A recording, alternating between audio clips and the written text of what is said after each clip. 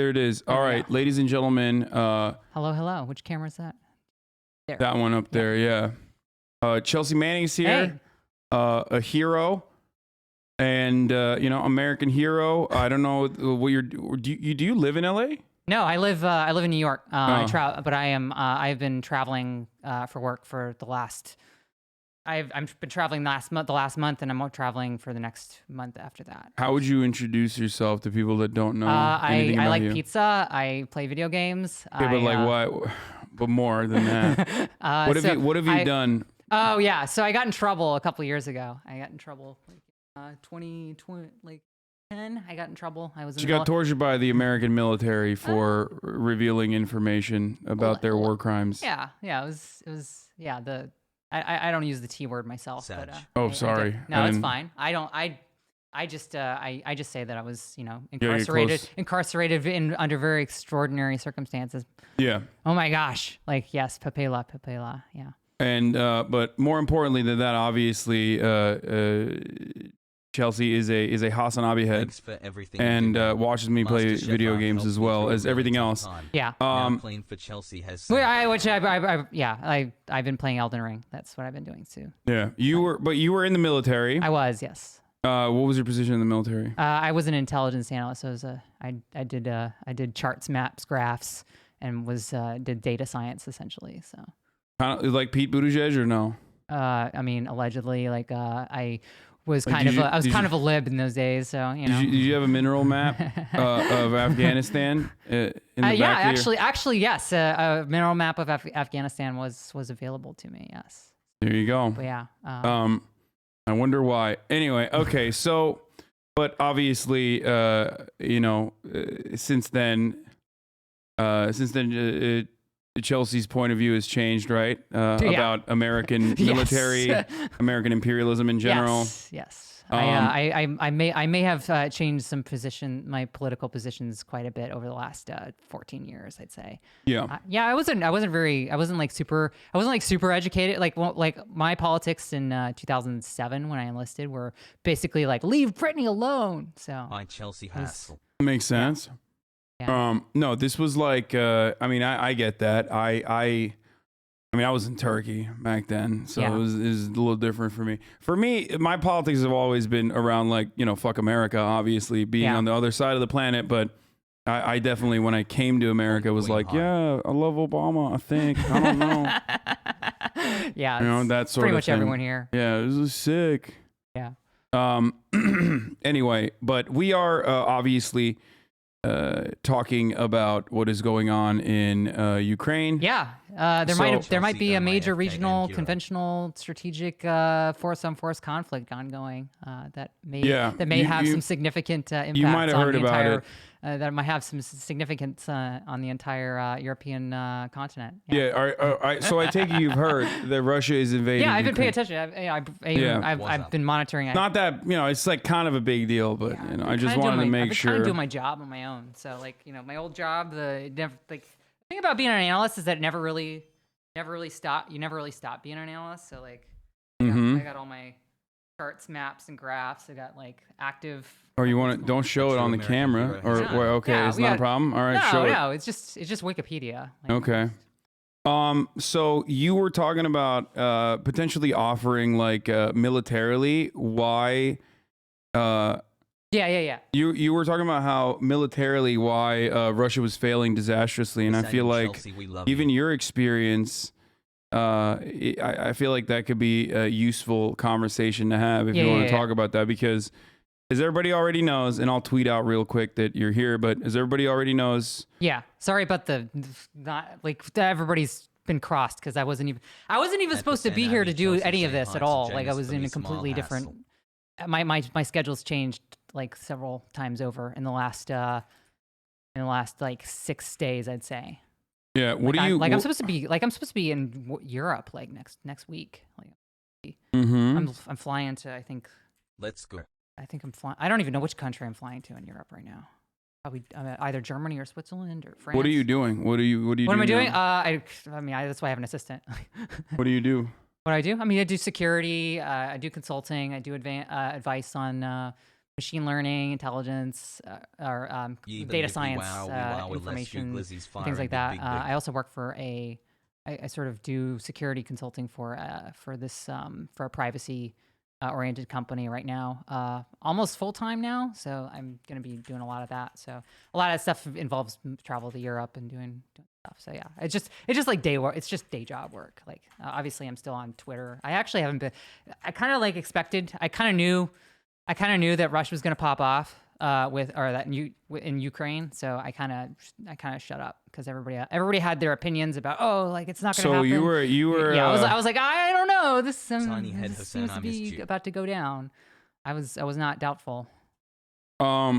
Interesting. Yeah. So you didn't doubt the U.S. intelligence. You know, I think I doubt the intention. The sort of like the intentionality of putting out that information in terms of like trying to like build up the people. defense industry Yeah. and things like that, like to do that. But I was under the impression that they would not put out this information unless they had their ducks in a row. So I think that they kind of knew. Wazza.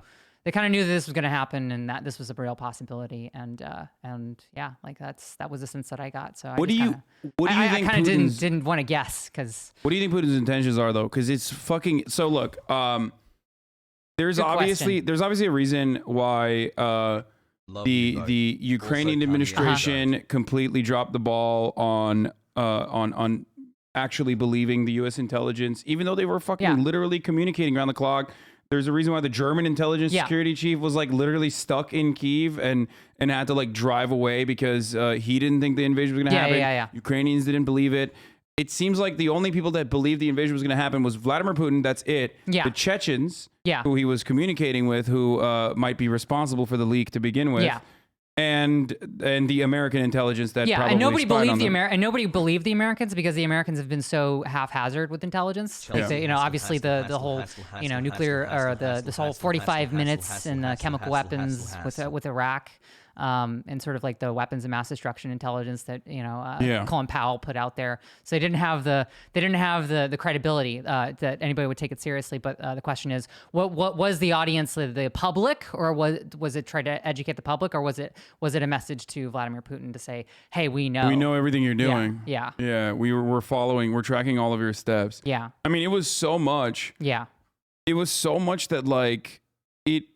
Well, one of the things that I heard is a bit of an apocryphal story is that people in Eastern, like some of the Russian speakers that were literally like working at a hotel in Eastern Ukraine, not the Donbass, but like a slightly north of there, were in the hotel and they thought it was like they're like, who's shelling us? Like who's attacking us? Like that was how. Even people who were like on the border were just like, who's attacking us? Why are we under attack? Because they thought it was like they thought the whole thing was like a hoax. So yeah, I mean, it was unimaginable. Yeah. And the reason why it was unimaginable, because like a lot of people give me shit and they're like, you fucking got this wrong. Yeah, you did get it wrong. You got it pretty wrong. Yeah, well, there's a lot of NATO. You gotta eat that one. And I do, but there's a lot of NATO simps who are like, oh, dude, you're fucking wrong, and you know, also America good, right? And the reason why I got it wrong and so many other people got it wrong was because there is no material reason that that to be able to be this aggressive towards Ukraine, and I don't see a way out of this conflict that will be a W for Putin in any meaningful capacity. This is absolutely insane. I mean, like it seems erratic. It's erratic. And that's not something you can ever say. You can never be like, this is an insane person when you're doing political analysis. So that's why. But I mean, like even like I mean, certainly even his top advisors are like, what the fuck are we doing? Like, what is our end state? Like, they didn't have you have tanks and APCs like out on the streets that are getting shelled and attacked because they ran out of fuel. So, it was a total, like, as one person in response to one of my tweets about this said, like the strategic military term for this is clusterfuck. So Yeah, I mean, literally. So what's up? Like, I mean, first of all, I doubt the 3,500 numbers. I don't think it's like. Yeah, I mean, I think it's ballpark. I don't think that. You think it's that high? I think it's very high. I don't want to put a number on it because you can't. Nobody, like probably not even the Russians know what their actual casualty numbers are. That's insane. But it's at least north of 1,000. I would estimate. Wow. Yeah. I thought it was like it's bad. They've had catastrophic losses. I thought they were like 10xing it. You know what I mean? I didn't. They might be 10. They might be 5xing it, but like I wouldn't put it. But like I would put it like it's not out of the league. Like it's it's bad. Like Russians are really hurting. But I feel like part of it, and maybe I'm wrong about this, but a part of it I think is because one. They trust me, bro. underestimated. The internet's like. I think they underestimated Ukraine's defenses. Yes. And Ukraine has been a lot better at defending itself than Russia thought it was going to. Well, I think Ukraine's defenses were caught with their pants down. I think that they were not prepared for this. I do think that they had their guard down quite a bit, and then the Russians disabled somehow. I don't know how. Their I'm not air defenses? Either air defense. Their air defenses seem to be down for at least 12 hours. So from what I understand, or this is whether it's cyber or sabotage is. Well, isn't it also because they have they still are operating on the old USSR bases too, so they knew exactly where to hit. But even with all that information. I go back and forth on this because on the one hand, I think like, obviously they're not going to be able to take Kyiv over in fucking 2 days, right? Well, they tried to. But they did try to because they thought that they would be able to. Yeah, and they almost did. They got to the outskirts of Kyiv, and if they had encircled the city, they would have taken Kyiv within another 12 to 14 hours, like that militarily. I think that their window closed just. The window closed to where the resistance was just enough at just the right time for that door to be slammed in their face. They got close. They got pretty close, I think, in terms of like how they were positioned, how the armor was moving. And everything, because you don't want to go you never want to go right into a city. Like you want to like surround the city, cut off supply, cut off the ability to do air, for air support to come in, like in Berlin in the 1960s. So it became a and they couldn't take control of the airports too. Yeah, it became the linchpin of their whole strategy was to take Kyiv, and by not taking Kyiv, they have basically lost all momentum. So I mean. The second part of this, and I'm asking you if you agree with this or not. The second part of this was that I feel like this is not a Operation Iraqi Freedom style shock and awe campaign, but very limited in its striking capabilities. Yeah.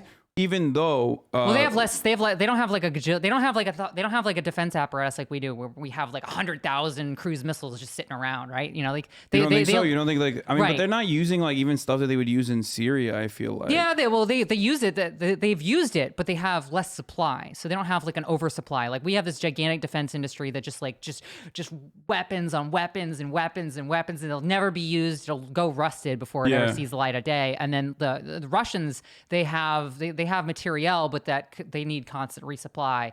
And because they've been involved in other conflicts and they've been doing training exercises and things. They don't have as much ammunition or as advanced equipment as even though they do have advanced equipment, their advanced equipment is less in number. So you don't think that they are limiting their striking capabilities? Because like currently they still have yet to use they're still using precision weapons rather than indiscriminate bombing.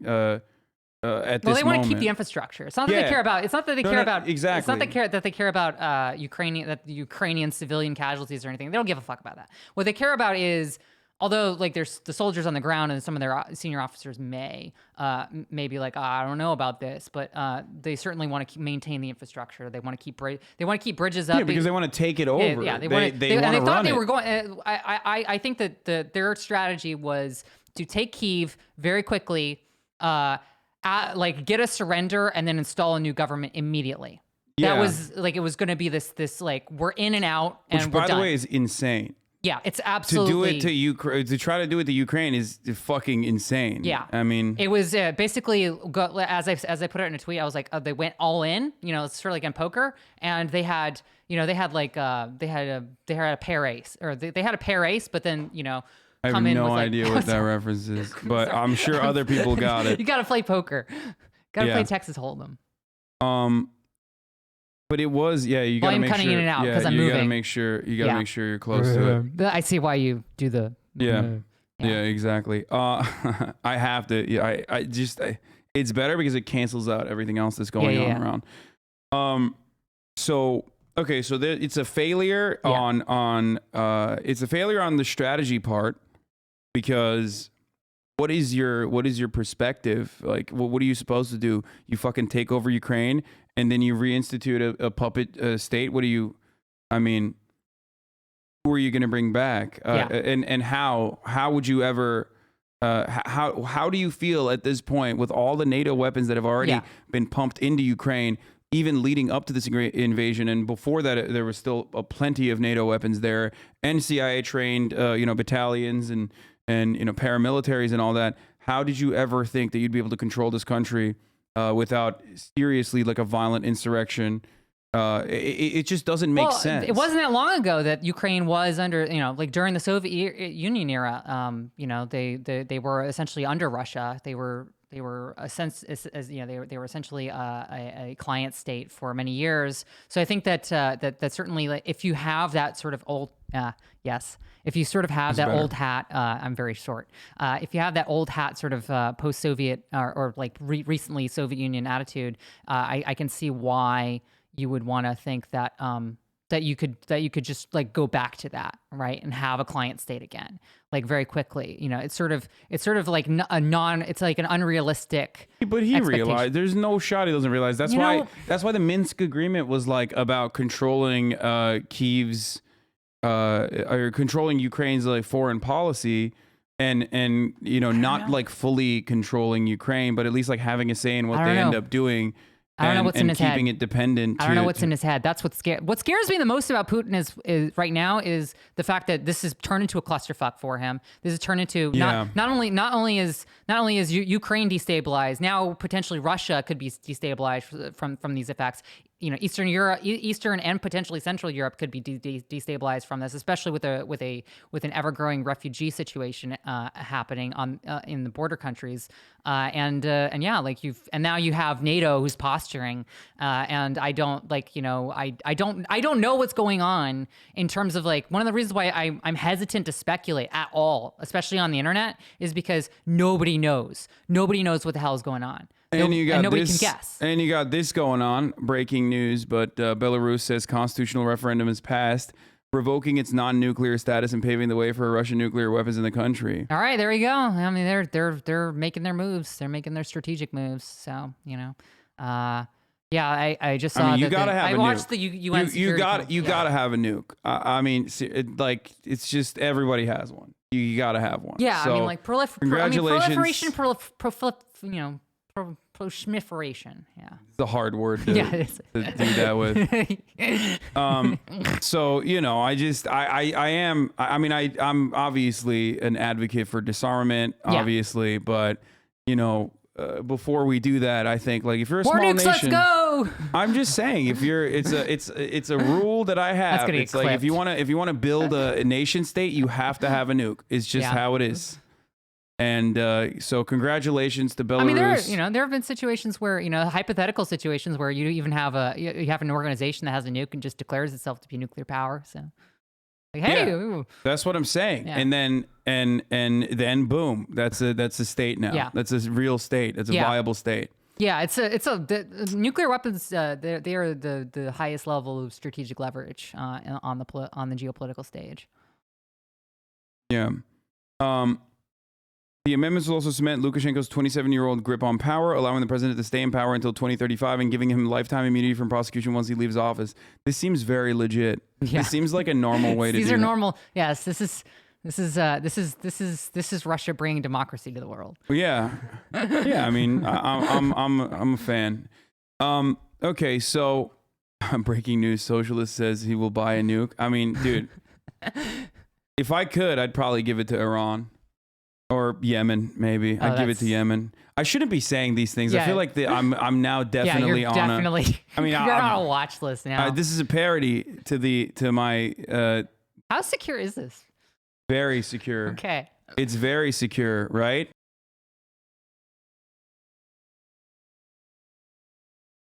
Yes. It's very secure, right? It's very secure. You're a security expert, and you think it's very secure. Yeah, this place is built like a bunker. I mean, I've seen bunkers that are actually stronger than this and heftier than this. Yeah. Okay.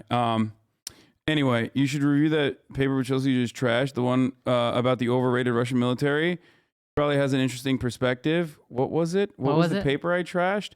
No, it was like fucking some Woodrow Wilson Institute analyst being like. Sounds legit. Just being, it was Brookings Institute. No, it was just boring because they were talking about. He was like talking about like the intricacies of how the new leadership of the military actually undermined all of the prior leadership of the military's like advances in like pushing back against lobbyists and making sure that they were supplied well, all that stuff. But yeah, that makes sense. Yeah, I don't think I reviewed that. So I have literally been like, most of my sources of information haven't been news sources. They've been on the ground information, translated Telegram posts. I've been getting information from people who are paying attention to this, like on the ground, on the ground journalists and people who have been in and out of the region in the last few years. So and have connections and know people. I also know a group of people who fled Kyiv this week. They fled and they're crossing the border. Or they have crossed the border, I believe, at this point. All right, let me ask something. What do you think about my assessment that this is an opportunity by the State Department to like? I agree that, of course, with you and every sane human being, that like Vladimir Putin is entirely in the wrong here. Yeah. Completely psychotic, unjustifiable, violent. But having said that, do you feel like the truth is you're a Putin stan. Yeah, of course. That's why you have the little spinny graphic. Exactly, to throw people off the scent. Whenever I say Putin is like a violent, kleptocratic, authoritarian, piece of shit, I'm just throwing people off the scent for all of my defenses that is to come. Yeah. But having said all that. Do you feel like there's a Western interest in turning this into Afghanistan 2 for Russia, like in the same way that Afghanistan 1 was originally the USSR's downfall because America wanted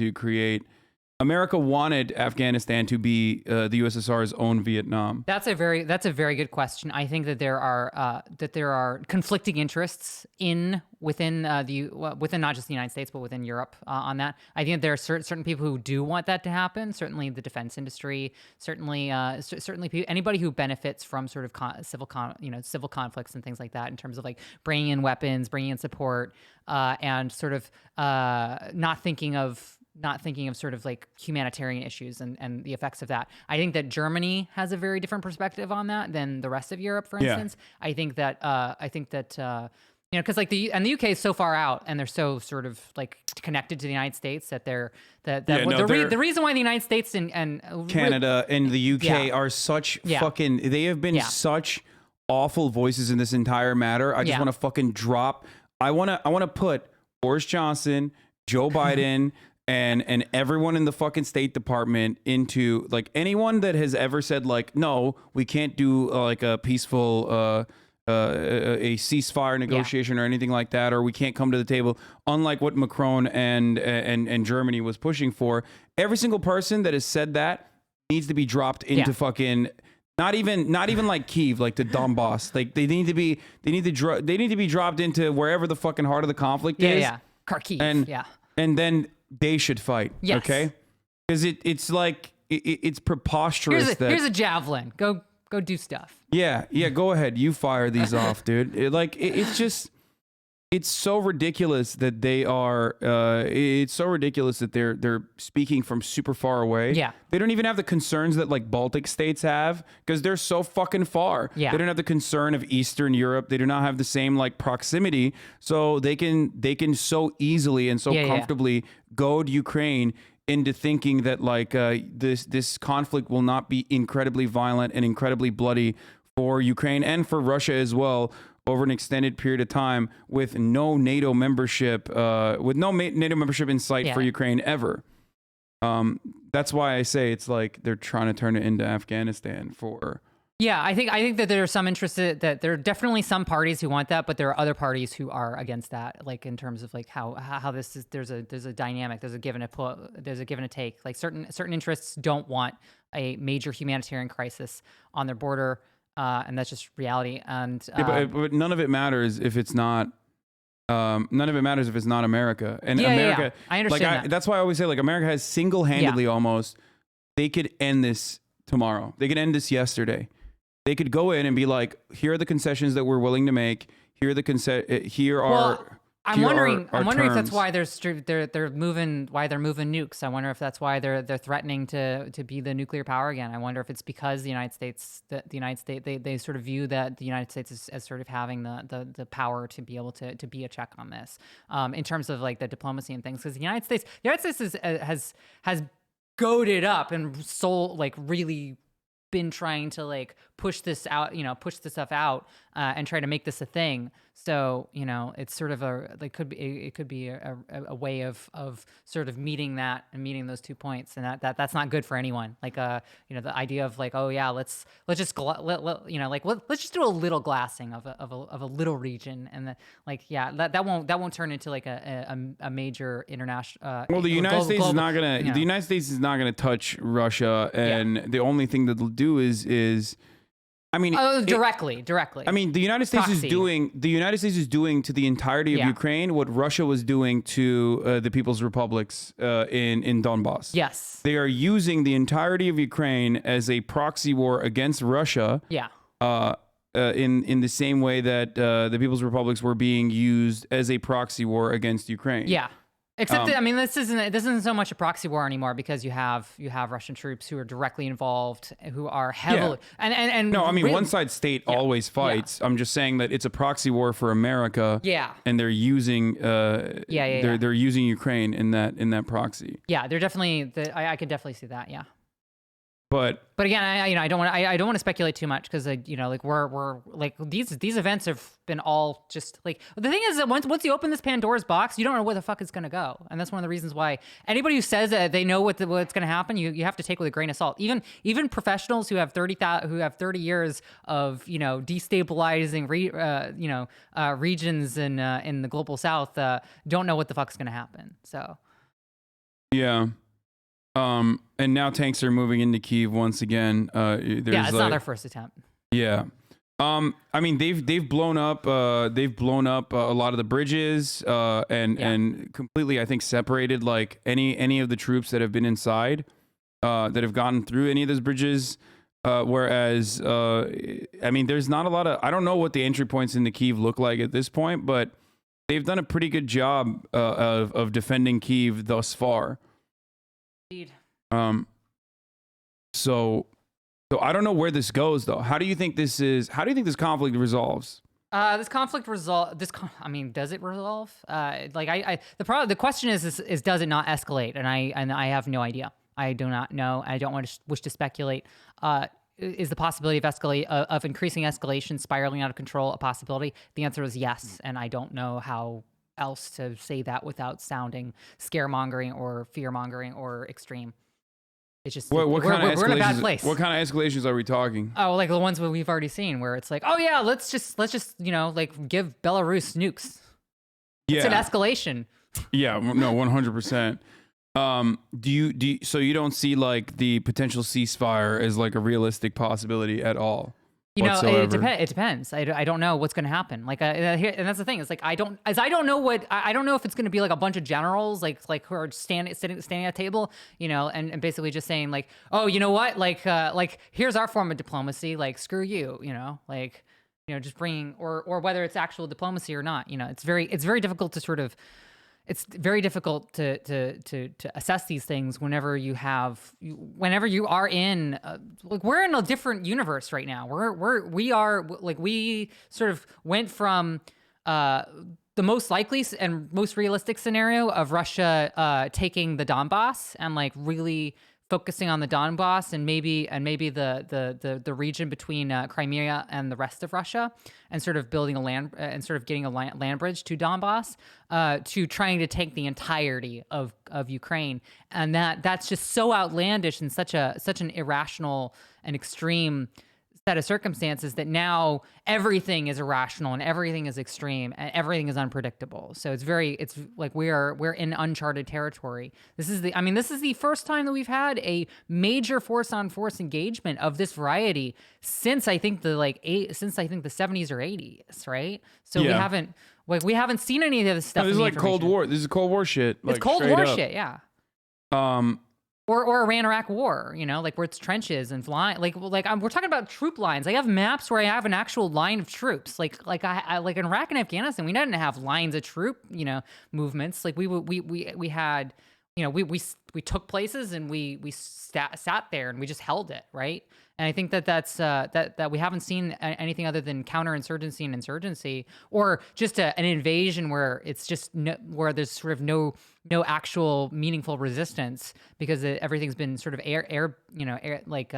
obliterated from the air, for weeks on end beforehand. That we haven't seen anything where there's actual force on force resistance, where there's actual troops on the ground, there's actual anti-tank capabilities, there's actual anti-aircraft capabilities. There hasn't been that much of that going on. Why do you think that's the case? Like, they just want to keep their casualties to a minimum, even though like they fucking have been getting kind of owned. Yeah, I think so. I think they're starting to be more conservative after their first round of awful casualties. I think that strategic. I mean, they've basically been in a stalemate at this point, and in a controlled stalemate.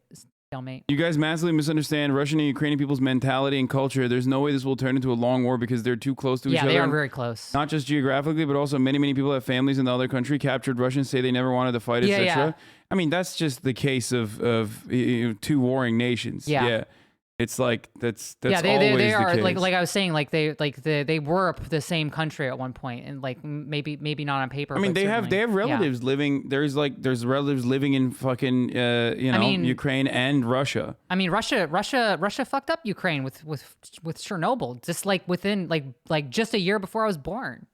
So yeah. But I do think that at this stage, no matter what happens, like it doesn't seem like the Ukrainians are going to give up. Maybe it's just like whenever white people they get into a fight and they're just sort of like scuffling. They're like, all right, and then hug each other at the end. I don't know. I'm they did fight. Come on. Like the British and the French. Yeah. But I don't know. I don't know where this goes. Like I am fearful that. I was talking about this before, and you can maybe tell me I'm wrong if you think that, but I'm fearful that they haven't escalated to indiscriminate bombing yet. But I feel like once they realize that they're losing the war of attrition and that their source, supply chains cut a worst off. Case scenario. You have the conscripts that you sent out, and the Ukrainians are going to absolutely the Ukrainians are going to feel confident and deny any sort of concessions in this situation because they think they're winning the war completely, or also because Zelensky is fearful of coming across as like weak towards Russia, because that, in my opinion, could lead to some kind of right-wing coup within the country immediately. Mm-hmm. Like this is the best time to just take over if you're like a Azov battalion guy. Yes. Like there's no better time to be like, fuck this guy. He's a Russian puppet. Boom. Let's get in there. And then also on top of that, it seems like the United States is not interested in it. The conversation. They want the continuation of the war. So I don't know. I feel like in the aftermath of the failed ceasefire agreements, the shelling is going to get much, much worse. Yeah. I think it's a real possibility that they've already deployed thermal barracks. Whether or not they've been used or not is not confirmed on the ground.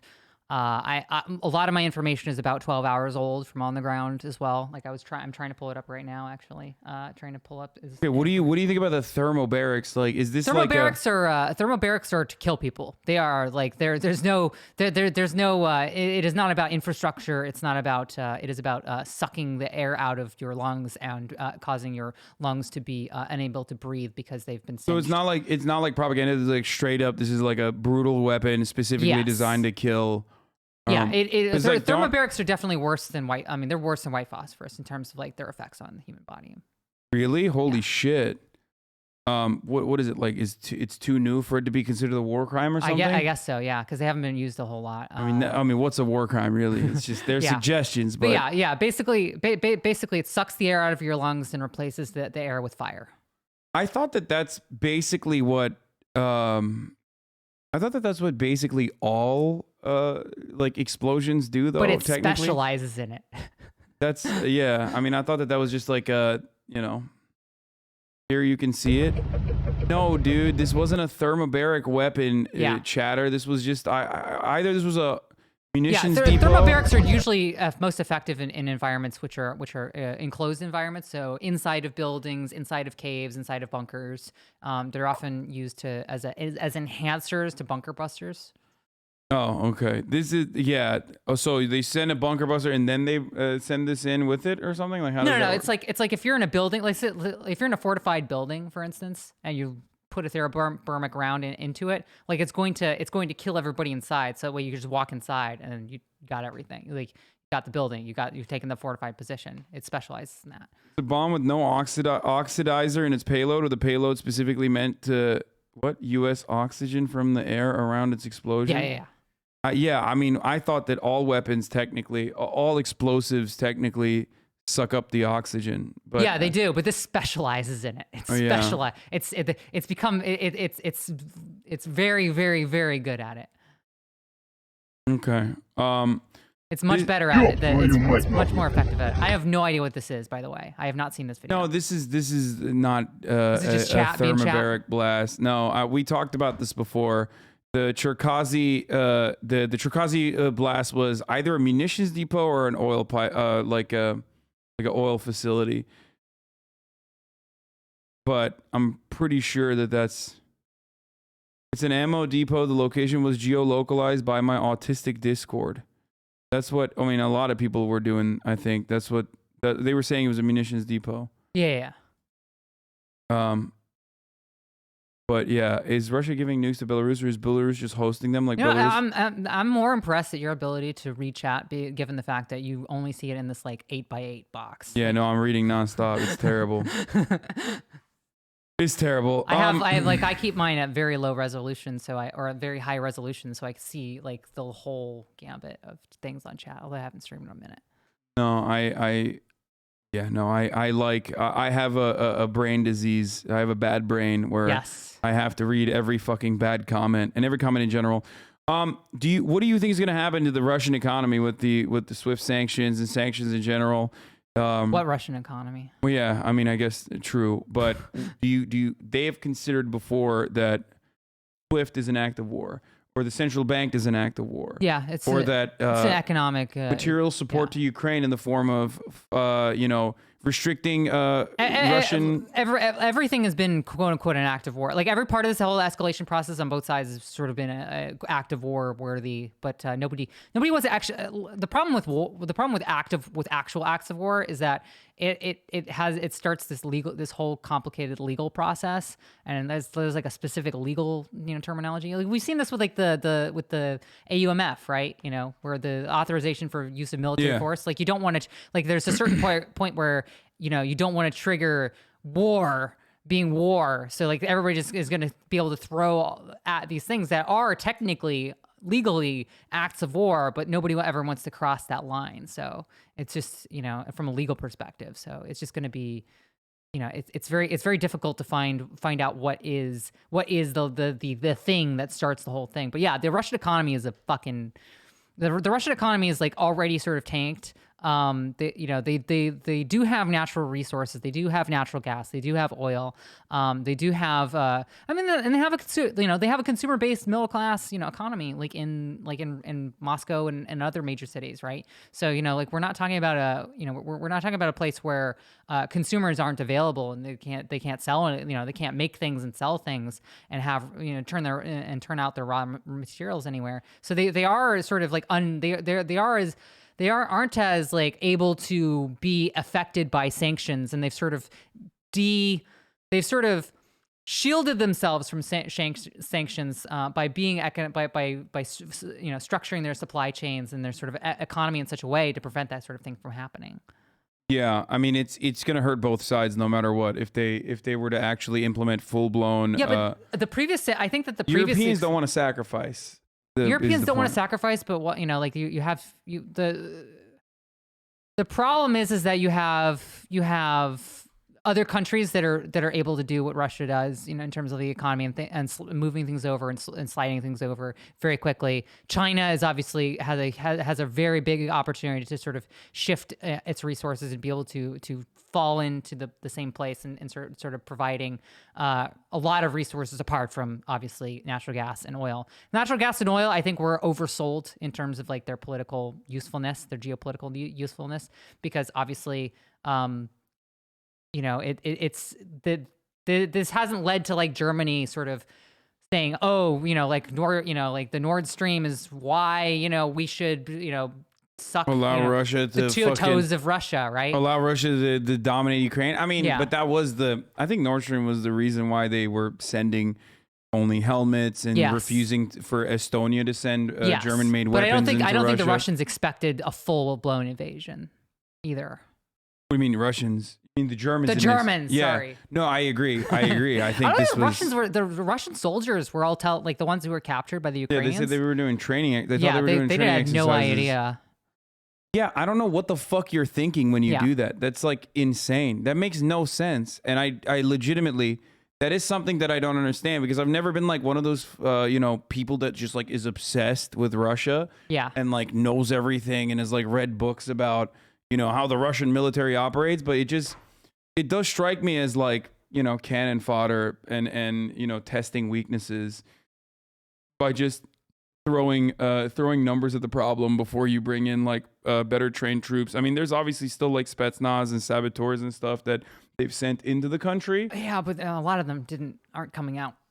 Yeah, that's true as well. That is true. Because a lot of the people who got from what I understand, the information that I have from on the ground indicates that a lot of special operations forces, a lot of their best were put in the most risky positions, and those risks, 5 out of 8 of those risks failed. That's crazy that the Ukrainian military. It would be like as if the U.S. Navy, as if we woke up one morning, the U.S. Navy SEALs were wiped out. I think I straight up feel like, there's a little bit of extra help there. Like, no shot is this just entirely the Ukrainian special forces that got trained by the Canadians and are using American weapons, and that's it. It's possible. I don't want to, I don't want to speculate on what, but it's definitely. Oh, it's also that they overplayed. They very seriously overplayed. In terms of like, it's sort of like if you play D&D, like you do that one action where it's like there's that very narrow 3% possibility, and you're just like, all right, I'm gonna go anyway, and I'm gonna do that. But that wasn't a 3% roll. I think Spetsnaz overtaking, or like special forces overtaking, like an airbase is not like that much of a crazy move. Yeah, it's not 3%, but. Yeah, but especially the Russian risky. special it's forces. Definitely riskier. Are they just dog shit? Like, what's up? I thought that they were good. Yeah, that's a good question. I think it's a good question. How were they? I mean, were these strategically sensible decisions to make? And obviously they weren't, but were they at the time, given the information that they had? I mean, obviously almost all of these decisions had to be done by Putin himself. He had to be the one who calling the shots and approving all of these actions and approving all of these orders. And it had to be kept very close to the chest. And it's a question as to whether how much were active operators aware of what the plans were? How much, did they actually know the night before? And I don't know. They haven't even fully sent in like the Chechen troops either, though. And I feel like that. Yeah, I've seen some misinfo and disinfo that they're like not coming. Some of them came in, or they're not coming, or they came in and they died. I know that like the Kadyrov's like right hand man, his general, I forget what his name is. He's not dead, from what I understand. Even though the original reports were that he had died. There's like a video that was circulating that I couldn't confirm. Then nobody could confirm. No, but he was also on the phone with Kadyrov afterwards, when he was like making fun of people saying that he was killed. But like these guys are brutal people, They're a brutal force overall. Like if they're sending in Chechens, like they don't give a fuck at that point. That's like the human version, in my opinion. Like Kadyrov's forces are the human version of doing indiscriminate striking on civilian territory, rather than like precision strikes on military, munitions depots. And stuff. It also gives you a little bit of leeway to be like, oh, it wasn't us, it was those guys, right? Yeah, but what? My friend killed 16 Chechen rebels. He was an interior decorator. Yeah, I don't believe that. Trust me, bro. Yeah. There are so many major reports that the Chechen general is dead. No, but we saw him on the phone. Like he was talking on the phone. Yeah, I don't know. I don't know. I do not know. I have not been able to confirm or deny that based upon information that I have myself. So that's the other thing I've noticed. Okay, that's one of the things that I kind of want to talk about. Like while we have a second, is that major news outlets have just been putting out like just baseless information. They are literally, first of all, they went like as much as they talk about disinformation and misinformation, like they are doing that right now. Okay, sorry. And this is the annoying part. What you saw was Kadyrov on the phone. You only heard his voice. No, we heard the other person's voice as well. No. But like, these guys are so fucking stupid that they were literally using like WhatsApp to communicate with one another, and the British intelligence was able to intercept their fucking plans, and that's part of the reason why they knew exactly what the fuck Putin was going to do. Do you really think that they're over there doing espionage to be like, Kadyrov is like, hey, call me with a fake phone number, and then we'll act like I'm talking to a fake person, but then we'll make it seem like you're my general. Like, no, they're not like tactful this way. We're not talking about fucking KGB assets. Like, we're talking about, Kadyrov. Yeah. Sorry. And I don't know. Even now, you like, while I'm sitting here, you're like, this chatter needs to be sniped. I mean, it's true, because he's just like, no, because it's frustrating, because like they want to go along with like whatever the original thing they read first, especially if it corresponds to their worldview a little bit. I've been wanting to say this for over a year now. What's up? Unionized chat. Let's unionized chat. Oh no. Here we go. Okay, well, how about chat unionized at the top of the hour, because a 60-second ad break is coming at 4:30 instead of at 4, because I forgot to run it. My bad. No, it's all good. And if you no longer want to see those ads, all you need to do is subscribe. You can do that for $5 or free with a Twitch Prime. Or, but if you're lucky, you can get gifted a sub. In your personal opinion, who will win this war? Hold on, I'm going to answer that in a second, but here's the 1 minute ad break now. There it is. Sorry to ruin your chat. I made it worse. Oh, it's all good. How long until the oligarchs decide enough and off Putin themselves? Hey, one of them ended up dead. Oh, the Gazprom guy, yeah. That's a sorry, that's a he committed suicide. I don't know. I don't want to I'm not going to speculate there, but I have questions. That's I have questions territory. So do you? Yeah, of course. Yeah, he committed suicide with 2 shots to the back of his head. It's crazy how he was able to angle it that way. Oh, even that Gazprom suicide might be fake. I've heard that it's unconfirmed. Yeah, I mean, there's a lot of information. Like, there's obviously propaganda on. There's propaganda on the Ukrainian side, obviously, to like boost morale and to goad people to continue fighting. And there's also, of course, propaganda on the Russian side to demoralize the enemy. And strike fear in their hearts, that sort of thing. And then there's also just the regular misinformation that's going around. And I feel like CNN straight up just takes whatever they see on fucking TikTok and then they literally post it. And they're like, look at this. Yeah, but at least I'm a little bit more skeptical about whatever the fuck I'm looking at on TikTok than they are. Yeah.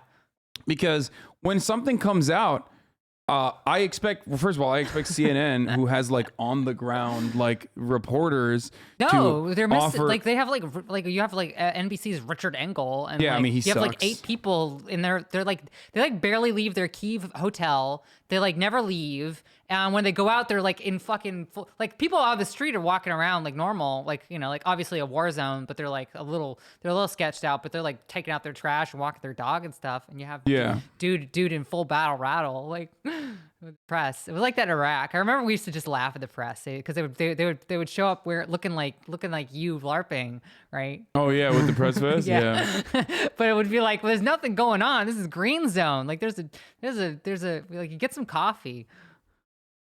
What is this? Magomed Tushayev is alive, according to r/combat footage, even though the post has been deleted. Was it over-reported? Over-reported? What does that mean? I don't know. Not, over-reported means it's not like it's not too underground enough. Too many people have posted the same thing, probably. Oh, okay. The Turkish book anti-air systems have been destroyed by the Russian book AA systems have been destroyed by a Turkish-made Bayraktar TB2 drones that are being used by Ukraine, by the way. So there is that. Yeah. The Turks are very excited that, one, the ruble is finally worse than the lira, and two, that the Ukrainians are using Turkish weapons for once. Yeah, so yeah. This is their pride and joy. This fucking NATO simps. They are. Yep. But yeah, the Bayraktar is what they used here. The Ukrainian military has claimed successful attacks by its Turkish-made force of drones against Russian forces. On Sunday, the armed forces of Ukraine released footage showing the destruction of armor by drone and said it was carried out against a Russian BUK surface-to-air missile system. And yeah, they've been getting the Bayraktar drones from Turkey since last year. I am a little bit concerned about the amount of weapons that are going into this region and how. Thank you. No, it's fucking psychotic. Like we've given Okay, but also like they're sort of like they're not going to like regular trained soldiers. Or like a lot of the stuff is actually just being handed out to like how the fuck are you gonna deal with it? It's over. Like we're gonna see javelins all over the place. Once this fucking ends, there is 0% chance. There is absolutely, and I mean it. There is 0% chance that once this fucking conflict ends one way or the other, that Ukraine will be a safe place ever again. Ukraine is going to be like immediately in the aftermath of like you're gonna be able to go to Texas, the dissolution of Yugoslavia, and like where everyone just has guns like everywhere. You have like munitions depots full of like fucking arms that NATO ironically also sent there as well. It's gonna be fucking Kosovo. You're gonna be able to go to a Texas gun show. There's gonna be a guy who has a javelin in his basement. Exactly. And then the other side of it is also that like fucking they are, the Russians are taking the anti-tank missiles and shit because it's like you're giving it to a fucking village. Like if they go in there, they're gonna take the guns. Like they're their guns now. Good luck. And when if hostilities end in a relatively short period of time, there's just gonna be a flood of weapons that are gonna be in the hands of like randos. So. And like there's obviously people who have an interest in collecting those and sending them out and shipping them out to other regions. Wow. Exactly. And you have the Baltic, so like, or you have the Black Sea. Sorry, not the Baltic. The Black Sea. There's my geography failure for the day. But you have the Black Sea, so you could just, as long as you pay off the right Turkish like. Turkish people would never do that. Turkish customs, very safe, very good. Yeah. Well, yeah, no, it's so psychotic. I don't know. Like somebody in chat was like, would Russia use chemical weapons? The answer is I don't know. But I would consider thermobarics to be a chemical weapon. It's a kind of like just like white phosphorus, but that's not a legal distinction. Anyway, sorry. I saw that chatter. I just had to answer them. No, I took you off your. No. That's fine. That's great. It's I don't know. I feel like and people used to get mad at me when I said this, but like I feel like Ukraine was stuck between Western powers that wanted to exploit it, both from an economic point of view and also militarily use it as like a fucking weapon against Russia ultimately. And there were very real reasons that Ukrainians would be on board with that. Obviously, Russia proved why Ukraine would be on board with that as well. But now I feel like it's just like I don't know how this is going to get to a point where Ukraine will ever be whole again. Like it's a mess. Where there will be like actual. This is not like Crimea, you know? No, this is not. This is not Crimea. This is not the Donbass. This is like a something totally different ball game. It's like something entirely different now. Yeah, because like I have this map here. Like you can see that's the entire this entire northern like bit from Kyiv all the way out to Kharkiv. It's conflict zone. Just never been. It hasn't been a conflict zone really since the Second World War in that region. It's crazy. And by the way, that's part of the reason why they are treating this so differently than the numerous conflict zones that we here in the United States have created all around the world. Looks like Germany's about to get his gas cut because Scholz takes tough stand against Putin. Yeah, I wanted to watch this real quick. Natural gas is about to shoot up. 2022 German budget will have 100 billion euros. The General Assembly is not going to happen today, right? But from what I understand, of course, the Security Council got vetoed by Russia, so now they're planning on holding a General Assembly, as though that. I mean, I don't know what is the purpose of being able to condemn Russia's actions? The purpose of being able to condemn Russia's actions is. I mean, I don't know. It feels like it's so diplomatic. I've never really been very diplomatic in terms of like how I operate, like in my mindset, because I've always been kind of like, oh yeah, like it's a smile on your face and a knife behind your back. But from a diplomatic perspective, like I think it's mostly just to build camaraderie and build allyship with other nation states. And okay, but like it's just nothing at the end of the day. It is meaningless. It's jerk off. It's jerk off motion. So it doesn't make sense. Yeah. Like the actual actions that they're taking are one, sanctions not being handled by the UN. Fuck ton of weapons. And yeah, exactly. Shipping in like every gun on the fucking planet into Ukraine. Like, and lastly, I don't know. I mean, it's just, I guess, sanctions. That's it. Yeah. Sorry, I'm like, my brain is freezing. Fucking weapons, yeah. Yeah. The European Commission President Ursula von der Leyen has announced that Ukraine belongs in the European Union and the bloc wants the country to join, a rebuke of Russian President Vladimir Putin's own claims over Eastern European country. I mean, that's a little bit too late, isn't it? Yeah, it's a bit late. Seems like it's a bit late. Like it might. Seems like you had an opportunity to do that. They're. I mean, like this is symbolic at this point. Yeah, that's nice. Nice of them to decide now. Yeah, and not 2004. Yeah, it's just like it's great. I mean, good for them. They're trying. They're trying their best. Yeah, almost all of this is very symbolic. A lot of this is symbolic gestures. I mean, it plays well to some of the domestic base too. Not the NATO security assurances, but the EU security assurances could still be like helpful for Ukraine. Of course, that is if it would make moving the weapons that you got out of Ukraine a lot easier because they wouldn't have to go through customs. Yeah, that's true. Russian forces appear to shift to siege warfare in Ukraine. Wait, what? What do you mean? What's new about this? It's been happening. This has been ongoing. I think she. No. Oh, okay, perfect. Oh, okay, cool. All right, that's a dope shirt, by the way. I see Rocinante. I've been watching The Expanse like crazy.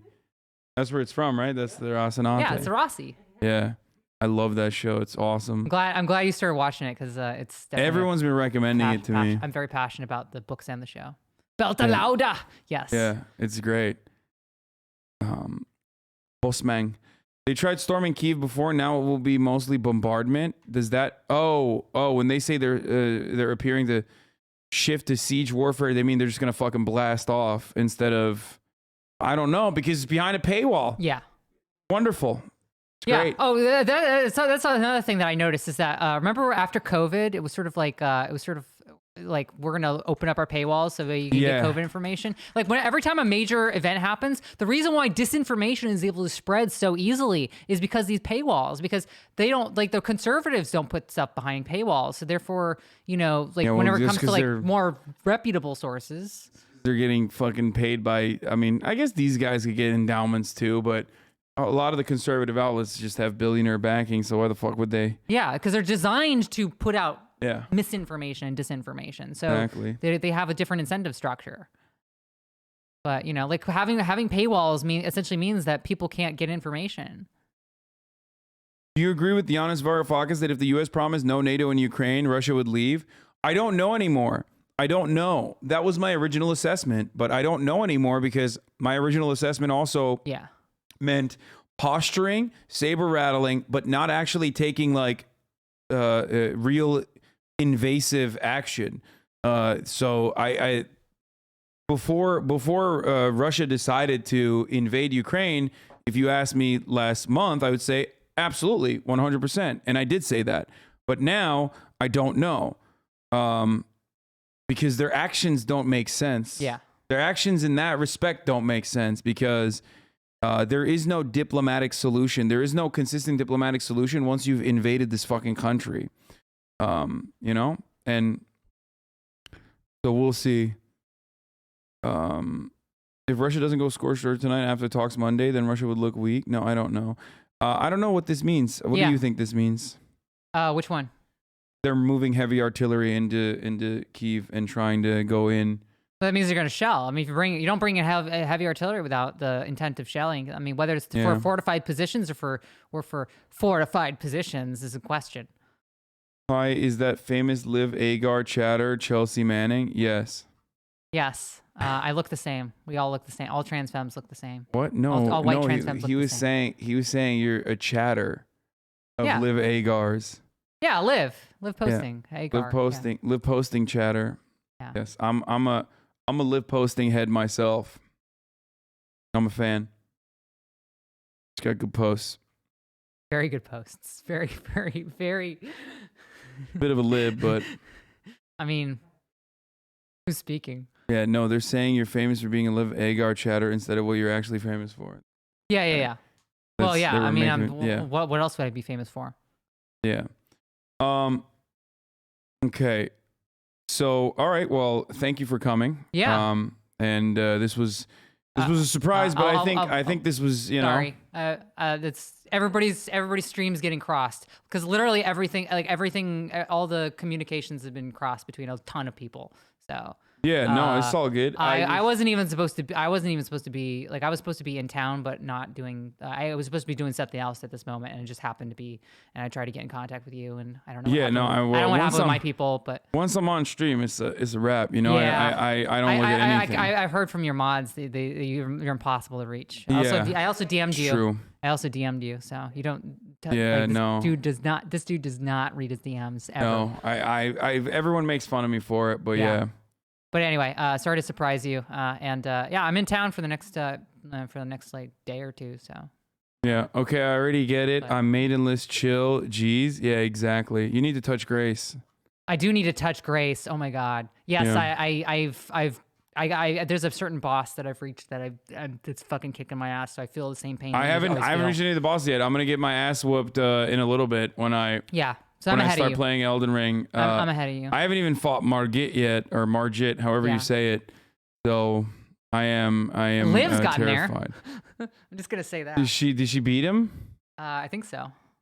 I mean, I just started. I played 2 hours yesterday, so it doesn't count. But because you're not a gamer streamer. You're just I am a real gamer. I am a real gamer. I'm a real gamer. I've been playing. Remember whenever you were doing the fucking role play stuff like 24/7. Yeah, it was terrible. it ruined my life. 7K Andy. Yeah, I had to stop doing it because it was so like bad for your health. Yeah, it was terrible. I would spend 14, 15, 16 hours. I want to get back into streaming, but I don't have time. Like I'm just doing work and traveling. So yeah, it's I don't know how you sit here and just LA like the most. Well, because I don't travel. I don't like this. That's why. This is what I do. Yeah, you can't Sit travel. around. I think the last time I saw you travel was where did you go? Like, it wasn't Las Vegas, was it? It wasn't Las Vegas. I have been to Las Vegas recently. Yeah, I mean, I guess Yeah. that's technically traveling. Do you have anything to promote, by the way? Do I have anything to promote? I'm supposed to do content production stuff and see on my Twitter, but I have had the worst 2 years of my life. I don't know if you've known about this, but everything in my life that I've tried to put together has just completely been canceled or postponed or moved or changed by some variety because of a certain virus that has that made things very difficult. So. Yeah. So, but yeah, I don't have anything. Just send money to refugees in Ukraine if you can find reputable people, reputable sources. I just send it to directly to people that I know who need it. So that's been how I've been doing it. So that way I don't have to go through a third party. So, but yeah, like the refugee crisis is, I think, the best. It's the best way that you can. Someone said this is the worst 2 years of your life. Like this. That was exaggeration. I was exaggerating. I feel like there were some worse years, but hey, you know. Being free in the free period. Okay, in the free it's been a years, nightmare. got it. Like in terms of wearing my damn face, wearing my damn face diaper and stuff, right? Yeah. Anyway, Face muzzle, I hate it. yeah. Face muzzle. But yeah. Yeah. And speaking of, I guess my assistant's like, we gotta move on, like they always do. So my Google, my Google Calendar isn't getting mad at me. So I What's she filming? I don't know. What? I'm just Oh, okay. for your, don't put that. Oh, okay. All right. I just was wondering. I don't know if you guys were like doing something. No, different. I didn't know. What are you doing? Yeah. All right. No, she's been filming the whole time, but it's all good. Oh, you're. Acts as an archivist for me sometimes. Okay, yeah. Well, it's just, I just want to make sure that there's no like secret stuff that you're showing, you know what I mean, in the angles. No. None of that's gonna be. Yeah. And I did. Yeah, that wasn't cool. No, it's okay. It's fine. Okay. Anyway, all right. Well, thank you so much for coming. Yeah. And mods are already spamming Chelsea's stuff in the. Oh yeah, I have things that I do. Yeah. Twitter.com, Twitch.tv. XY Chelsea. Yeah. Twitch.tv, I also have a YouTube account that I haven't put any videos on. I recorded a whole YouTube video on cryptocurrency. I recorded this whole big thing. Why didn't you upload it? Why didn't I upload it? Because I haven't been able to sit down and edit it. And then I was working on getting an editor, and then my editor got COVID, and then I got COVID, and it just became this nightmare. Like, I've been trying to do my own content production to do technical explainers for left leaning people, like not BreadTube. Like, I swear to fucking God, it's not BreadTube. I swear to God. Okay, it's not so you're gonna do I'm trying to do more like LTT, but yeah, left. you're trying to do BreadTube. I got it. Okay. God damn it. I can't wait until you're a defender of the civilizing imperialism of America. Thank you so much for coming. Yeah.